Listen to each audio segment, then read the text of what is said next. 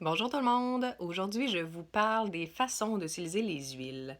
Donc, vous allez voir que c'est vraiment facile de s'y retrouver. Des fois, au début, on peut être un peu perdu sur comment les utiliser, mais vous allez voir qu'on va passer au travers de toutes les façons de les utiliser et vous allez voir que c'est très simple. Donc, gênez-vous pas de prendre des notes ou de revenir regarder le vidéo une deuxième fois quand vous en aurez besoin. Donc, commençons avec l'utilisation très appréciée qui est le diffuseur.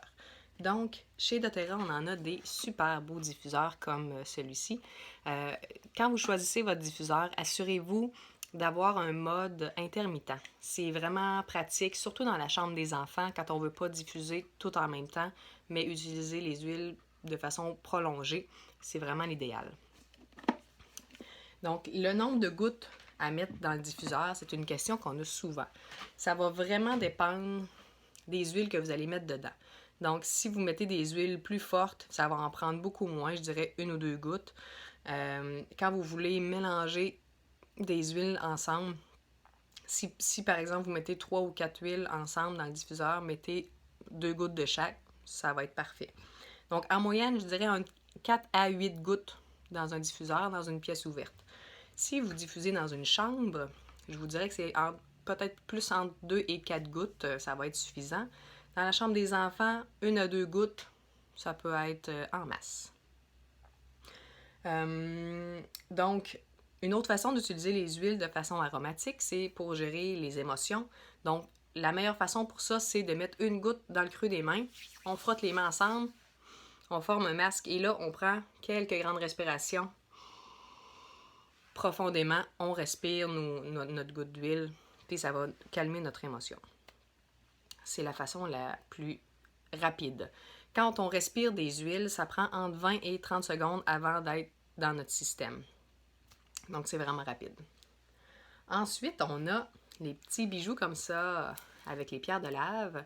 Donc, l'avantage des pierres de lave, c'est qu'elles absorbent les huiles. Donc, ça va sentir plus longtemps que si vous l'appliquez seulement sur la peau. Donc, il s'en fait de toutes sortes. Il y a des colliers avec des pierres de lave. Il y a des colliers aussi avec des petites caissons, là, des petites boîtes que vous ouvrez. Il y a un petit tampon à l'intérieur, puis on peut mettre les huiles dedans. Donc, il en existe tout plein.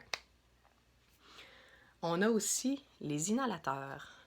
Ça, c'est vraiment génial pour les enfants quand on ne veut pas qu'ils manipulent ou qu'ils touchent aux huiles. Donc, à l'intérieur, il y a un petit tampon. On met les huiles dessus. On remet ça là-dedans. Puis ensuite, ça se dévisse.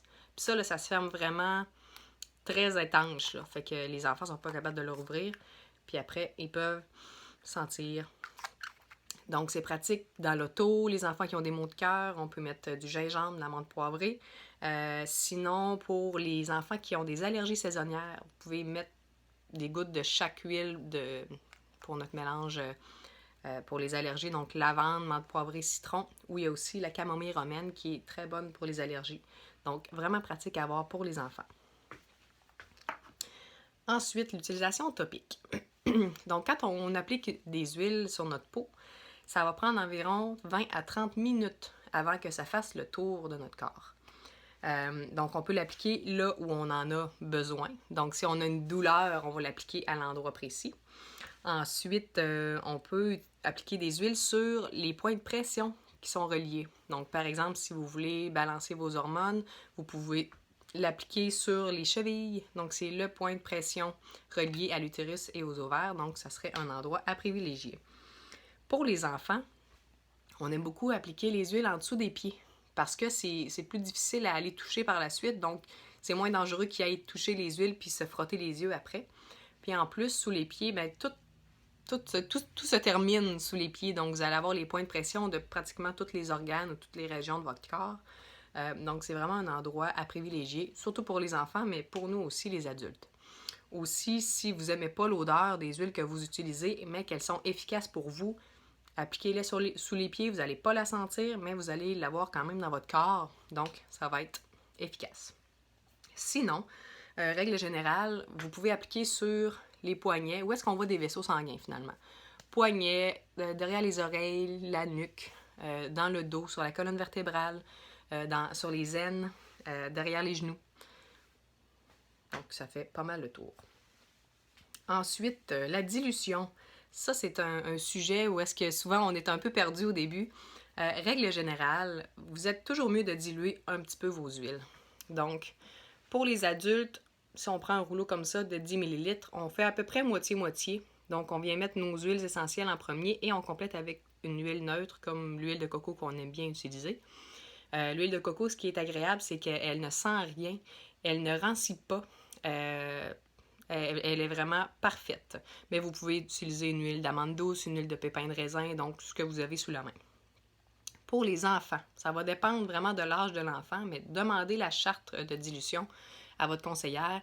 Ça va être entre 5 à 8 gouttes dans un rouleau comme ça de 10 ml.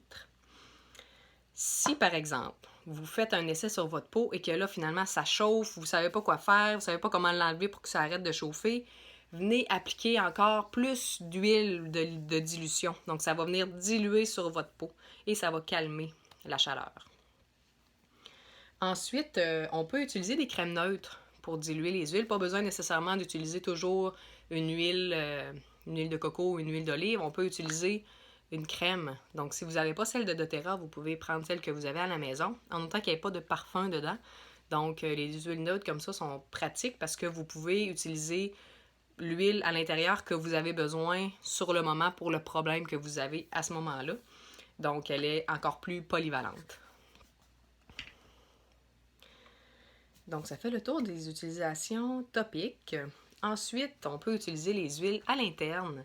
Donc, on a la chance chez doTERRA d'avoir des huiles pures et de grade thérapeutique. Donc, on peut les prendre à l'interne comme un médicament, finalement. Et ce qui n'est pas le cas de toutes les huiles qu'on retrouve sur le marché. Donc, faites attention, prenez pas n'importe quoi à l'interne. On peut seulement prendre, en tout cas, celle de doTERRA, vous êtes certain que vous êtes en sécurité. Donc, si on aime le goût des huiles, on peut utiliser des bouteilles en stainless ou en verre. Donc, c'est la façon sécuritaire d'utiliser les huiles dans l'eau. Jamais de plastique. Si vous avez seulement des bouteilles en plastique, attendez. Prenez pas d'huile dans ce temps-là, ça peut être dangereux pour vous. On peut se faire avec un petit shooter. On peut mettre une petite gorgée d'eau dans le fond. On rajoute 1 ou 2 gouttes d'huile. Puis on peut se gargariser quand on a un mal de gorge, puis ensuite on avale la gorgée. Ou si on a, disons, des reflux gastriques, on peut se prendre une petite gorgée d'eau avec l'huile dedans. On prend ça. Si le goût ne vous dérange pas, c'est une belle façon de prendre des huiles à l'interne. On peut aussi mettre une goutte sous la langue. Dr. Hill suggère fortement en fait d'utiliser l'encens quotidiennement sous la langue en prévention. Sinon, vous pouvez utiliser les petites capsules végétales si le goût des huiles vous dérange. Donc, par exemple, quand on utilise le curcuma à l'interne, c'est une belle façon de les prendre parce que le goût est vraiment pas bon. Donc, on vient ouvrir la capsule, on met nos gouttes dedans, on referme ça, comme ça on ne le goûtera pas dans la bouche. Ensuite, on peut utiliser les huiles en cuisine. Je l'expérimente de plus en plus, c'est vraiment agréable de le faire. On peut rajouter des huiles d'agrumes, par exemple, dans un mélange à crêpes, dans un mélange à muffins. On peut prendre des huiles de fines herbes puis rajouter ça dans nos recettes, vu que les fines herbes, ça se conserve tellement pas longtemps. C'est super pratique. On rajoute soit une goutte ou même pas une goutte. On peut prendre un cure-dent, le tremper dans la bouteille, puis venir mettre ça dans notre recette. Comme ça, on est sûr de ne pas trop en mettre. Puis je vous conseille d'y aller graduellement. Comme ça, vous êtes sûr de ne pas trop en mettre et de ne pas gâcher votre recette. Ensuite, on peut utiliser les huiles dans les produits ménagers. Mais là, je n'aborderai pas trop le sujet parce que, dans le fond, il va y avoir une autre capsule qui va être dédiée entièrement à la réduction de la charge toxique. Donc, mais sachez que vous pouvez ajouter des huiles dans vos produits ménagers faits maison et doTERRA en vend aussi des déjà tout faits si ça ne vous tente pas de les faire. Donc voilà, ça fait le tour de l'utilisation des huiles. Si vous avez des questions plus précises, gênez-vous pas à demander à votre conseillère. Ça nous fait toujours plaisir de répondre à vos questions. Bye bye!